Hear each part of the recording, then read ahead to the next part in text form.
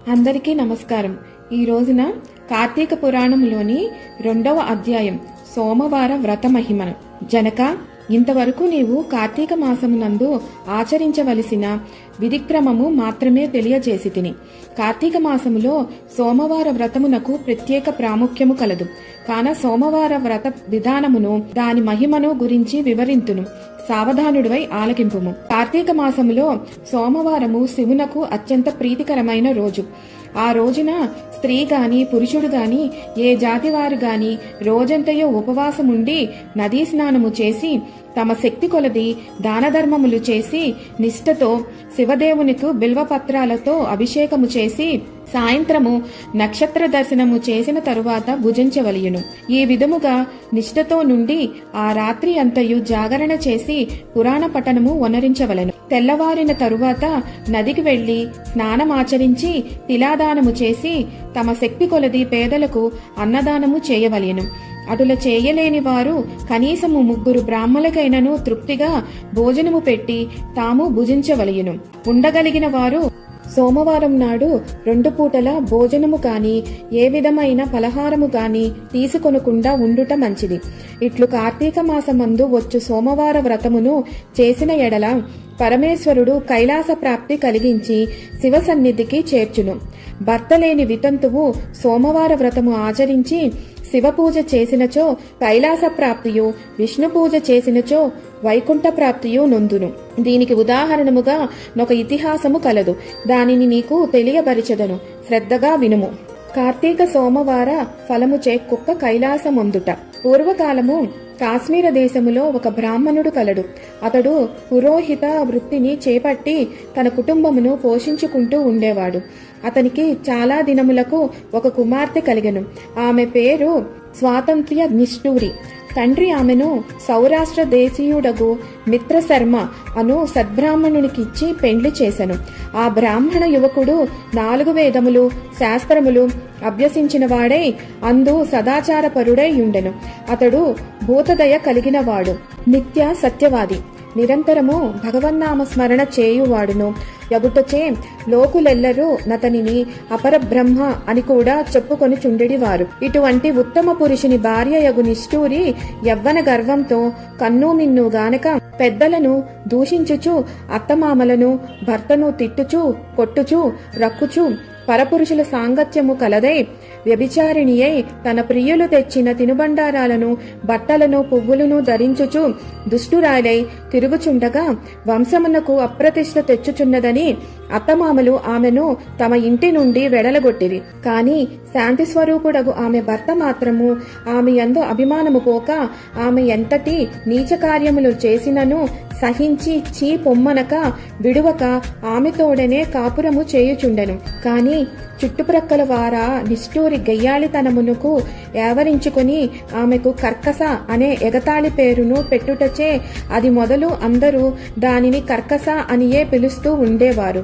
ఇట్లు కొంతకాలము జరిగిన పైన ఆ కర్కస ఒకనాటి రాత్రి ఏకశయ్యపై తన భర్త గాఢ నిద్రలో ఉన్న సమయమును చూచి మెల్లగా లేచి తాలి కట్టిన భర్త అన్న వివక్ష గాని దయా దాక్షిణ్యములు గాని లేక ఒక బండరాతిని తెచ్చి అతని తలపై గట్టిగా కొట్టినది. వెంటనే అతడు చనిపోయెను. ఆ మృతదేహమును ఎవ్వరి సహాయము అక్కరలేకనే అతి రహస్యముగా దొడ్డిదారిని గొంపోయి ఊరి చివరనున్న పాడు నూతిలో పడవేచి పైన చెత్తా చెదారములతో నింపి ఏమీయూ ఎరగని దాని వలె ఇంటికి వచ్చెను.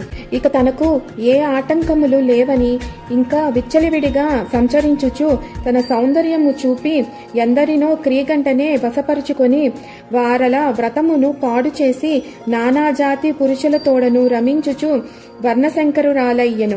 అంతియేగాక పడుచుకన్యలను భర్తలతో కాపురము చేయుచున్న పడుచులను తన మాటలతో చేరదీసి వారికి కూడా దుష్టబుద్ధులు నేర్పి పాడు చేసి విటులకు తార్చి ధనార్జన కూడా చేయసాగాను. జనకరాజా, యవ్వన బింకము ఎంతో కాలము ఉండదు కదా, కాలం ఒక రీతిగా నడువదు కదా. క్రమక్రమముగా ఆమెలోని యవ్వనము నశించినది. శరీరమందు మేహవ్రణములు బయలుదేరినవి. ఆ వ్రణముల నుండి చీము, రక్తము రసికారుట ప్రారంభమయ్యెను. దానికి తోడు శరీరమంతా కుష్ఠువ్యాధి బయలుదేరి దుర్గంధము వెలువడుచున్నది. దినదినము శరీర పటుత్వము కృశించి కురూపియై భయంకర రోగములతో బాధపడుచున్నది. ఆమె యవ్వనములో నుండగా ఎన్నో విధాల తృప్తి కలిగించిన విటులు ఏ ఒక్కరూ ఇప్పుడు ఆమెను తొంగి చూడరైతిరి. ఆ పరిసర ప్రాంతానికి వెళ్లిన ఎడల తమ నెటులైనను పలుకరించునని ఆ వీధి ముఖమైనను చూడకుండిరి. కర్కస ఇటుల నరక బాధలు అనుభవించుచు పురుగులు పడి కొంతకాలమునకు చనిపోయెను. బ్రతికి ఉన్నన్నాళ్ళు ఒక్కనాడైనా పురాణ శ్రవణమైనను చేయని పాపిష్టురాలు కదా. చనిపోయిన వెంటనే భయంకరమైన యమభటులు ఆమెను గొంపోయి ప్రేతరాజగు యముని సన్నిధిలో నుంచిరి. యమధర్మరాజు చిత్రగుప్తులు వారిచే ఆమె పాపపుణ్యములు జాబితాను చూపించి, భటులారా, ఈమె పాప చరిత్ర అంతింత కాదు, వెంటనే ఈమెను తీసుకుని వెళ్లి ఎర్రగా కాల్చిన ఇనుపు స్తంభమునకు కట్టిబెట్టుడు అని ఆజ్ఞాపించెను. విటులతో సుఖించినందులకు గాను యమభటులు ఆమెను ఎర్రగా కాల్చిన ఇనుప స్తంభమును కౌగిలించుకోమని చెప్పిరి. భర్తను బండరాతితో కొట్టి చంపినందుకు గాను ఇనుప గదలతో కొట్టిరి. పతివ్రతలను వ్యభిచారిణులుగా చేసినందుకు సలసలా కాగిన నూనెలో పడివేసిరి. తల్లిదండ్రులకు అత్తమామలకు అపకీర్తి తెచ్చినందుకు సీసము కరిగించి నోటిలోనూ చెవులలోనూ పోసిరి. ఇనుపు కడ్డీలు కాల్చి వాతలు పెట్టిరి.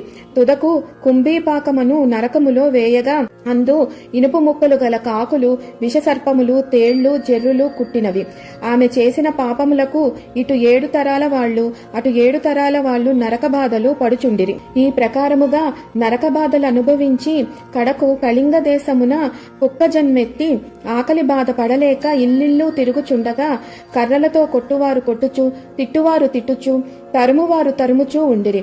ఇట్లుండగా ఒకనాడు అక్కడ స్తోత్రీయ బ్రాహ్మణుడు కార్తీక సోమవార వ్రతం ఆచరించి ఉపవాసము ఉండి సాయంత్రము నక్షత్ర దర్శనము చేసి బలి అన్నము నరుగుపై పెట్టి కాళ్ళు చేతులు కడుగుకొనుటకై లోనికేగిన సమయమున ఈ కుక్క వచ్చి బలి అన్నమును తినెను. వ్రతనిష్టా గరిష్ఠుడైన ఆ విప్రుని పూజా విధానము చేత జరిపించిన బలియన్న మగుటు చేతను ఆ రోజు కార్తీక మాస సోమవార మగుటు వలనను కుక్క ఆ రోజంతయు ఉపవాసముతో ఉండుట వలనను శివపూజ పవిత్ర స్థానమైన ఆ ఇంట దొరికిన ప్రసాదము తినుట వలనను ఆ శునకమునకు జన్మాంతర జ్ఞానము ఉద్భవించెను.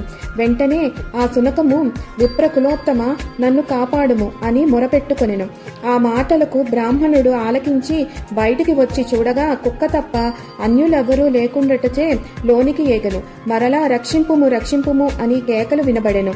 మరలా విప్రుడు బయటికి వచ్చి చూడగా, ఎవరు నీవు, నీ వృత్తాంతమేమి అని ప్రశ్నించగా, అంత నా కుక్క, మహానుభావ, ఈ పుట్టుకకు వెనుక 15 జన్మల ముందు విప్ర కులాంగనను నేను.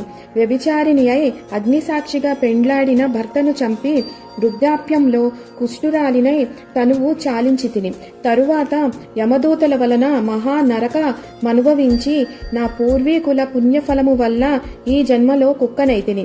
ఈ రోజు మీరు కార్తీక సోమవారము వ్రతము చేసి ఇచ్చట ఉంచిన బలి అన్నమును తినుట వలన నాకీ జ్ఞానోదయము కలిగిను.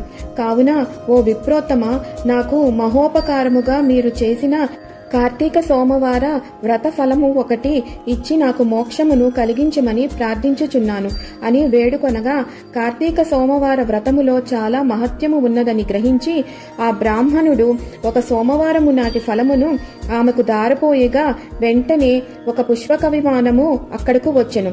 ఆమె అందరికీ వందనములు చేసి అక్కడి వారందలను చూచుచుండగానే ఆ విమానమెక్కి శివ సాన్నిధ్యమునకు ఏగెను. వింటివా జనక మహారాజా, కావున నీవును ఈ కార్తీక సోమవార వ్రత మాచరించి శివ సాన్నిధ్యమును పొందుమని వశిష్ఠుల వారు హితబోధ చేసి ఇంకను ఇట్లు చెప్పదొడంగిరి. ఇట్లు స్కాంద పురాణాంతర్గత వశిష్ఠ ప్రోక్త కార్తీక మాహత్య మండలి 2వ అధ్యాయము 2వ రోజు పారాయణము సమాప్తము.